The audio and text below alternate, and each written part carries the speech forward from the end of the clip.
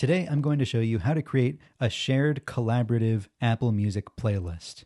If you're going on a road trip or planning a party or any kind of themed event, you and your friends can build a playlist together.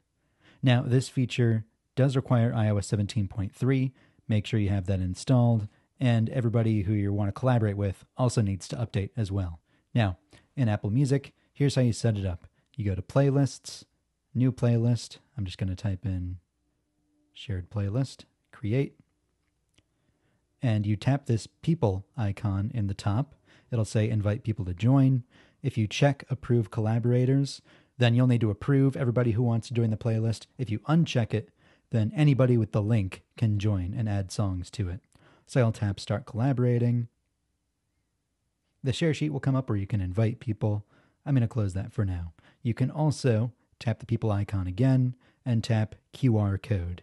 That'll bring up a QR code that anybody can use to join. Here's one I made earlier. Let me show you how it works. So you can just tap Add Music to search for music from your library or search for songs. It'll also have suggested songs along the bottom. Just tap the plus to add any of them.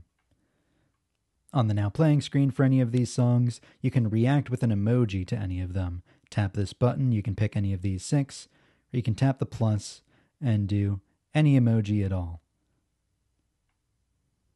To edit the playlist, you tap the 3 dots on the top, tap Edit. You can drag to rearrange them, or tap the minus to delete them. If at any point you want to end the collaboration, you tap this button again, and you can swipe left on anybody to remove them. Or you can tap Stop to end the shared playlist, and then it'll just be a normal one. Overall, it's a great feature. I recommend you check it out.